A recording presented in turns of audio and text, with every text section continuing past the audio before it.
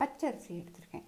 இப்போ இந்த அளவு அரிசிக்கு அதே அழாக்கில் தலை தட்டி துவரம்பருப்பு எடுத்துக்கணும். இந்த அளவு துவரம்பருப்பு போட்டாக்க அடை நல்லா டேஸ்டியாகவும் மொறுமொறுப்பாகவும் வரும். இப்போ இதோட 1 டேபிள் ஸ்பூன் பயத்தம்பருப்பு எடுத்துக்கணும்.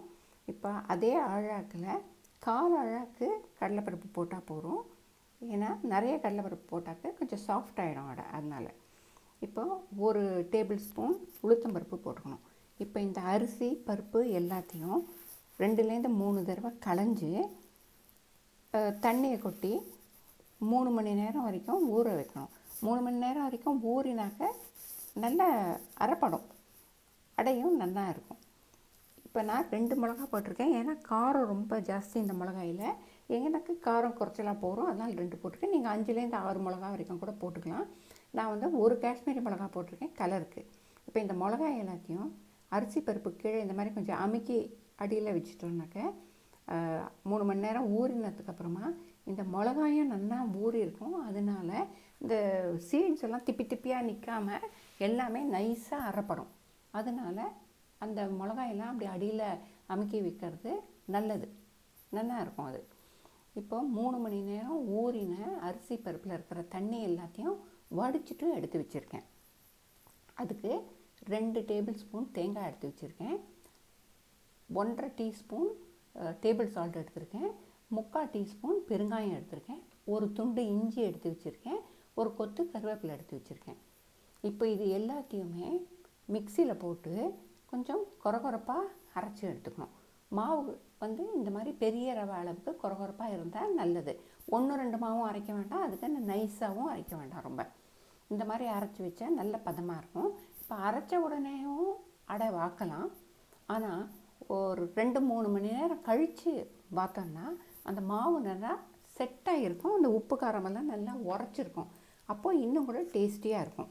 இப்போ 3 மணி நேரம் கழித்து இந்த மாவு இந்த மாதிரி இருக்குது. எடுத்து விடச்சவே தெரியும், நல்லா இருக்குது. இப்போ கல்லை வந்து அடுப்பில் வச்சுட்டு அது காய வைக்கணும். காய வச்சுட்டு அதில் கொஞ்சம் தண்ணி தெளித்து விட்டால் உருண்டு ஓடும். அப்போது இந்த அடை மாவை அதில் குத்தி நிதானமாக அதை இந்த மாதிரி ஸ்ப்ரெட் பண்ணி விட்டாக்க பீயாமல் நல்லா இருக்கும் அடை. இப்போ அடைக்கு நடுவில் இந்த ஹோல் போடுறது ரொம்ப முக்கியம்.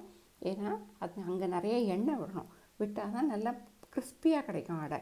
அடைக்கு கல் மேலே எண்ணெயை விடுறத விட அந்த மாவுக்குள்ளேயே நல்லா இந்த எல்லா எண்ணெயை விட்டோம்னா மாவு வழியாக அந்த எண்ணெய் இறங்கி இன்னும் நல்லா கிறிஸ்பியாக இருக்கும் அடை. 2 பெரிய ஸ்பூனால் 2 ஸ்பூன் கூட எண்ணெய் விட்டுக்கலாம் ஒரு அடைக்கு, உங்களுக்கு பிடிச்சா. இப்போ அந்த மாதிரி பண்ணுறதுனால இது கோல்டன் கலரில் இந்த மாதிரி நல்லா வரும். இப்போ இன்னொன்றும் நம்ம வாத்து பார்க்கலாம். இப்போ கல் வந்து ரொம்ப காஞ்சிருந்தால் கொஞ்சம் ஃப்ளேமை இறக்கிக்கலாம். ரொம்ப ஆறி இருந்தால் ஹீட்டை ஏற்றிக்கலாம். கொஞ்சம் குறைச்சிட்டு விட்டோம்னா இந்த மாதிரி பிய்யாமல் வாத்துலாம் இந்த மாதிரி ஸ்ப்ரெட் பண்ணி விட்டுட்டு அதுக்கப்புறம் திருப்பி ஹீட்டை ஏற்றிக்கலாம். ஏற்றிட்டு இந்த மாதிரி நல்லா இந்த ஹோல் பண்ணிவிட்டு எண்ணெயை விட்டோம்னா நல்லா இந்த மாதிரி கோல்டன் கலரில் நல்ல சுவையான அடை நம்மளுக்கு கிடைக்கும். அதுக்கு சட்னியும் தொட்டுக்கலாம், அவியலும் தொட்டுக்கலாம். அதோடு கூட கொஞ்சம் வெண்ணெயை வச்சுட்டு வெல்லத்தை நைஸாக பொடி பண்ணி வச்சு சாப்பிட்டாலும் ரொம்பவே நல்லாயிருக்கும். நிறைய பேருக்கு அந்த ஸ்வீட் டேஸ்ட்டு ரொம்ப பிடிக்கும். இப்போ இந்த சுவையான அடையை மிஸ் பண்ணாமல் நீங்கள் பண்ணி சாப்பிட்டுட்டு மறக்காமல் கமெண்ட் பண்ணுங்கள். அடுத்த வீடியோவில் சந்திக்கலாம்.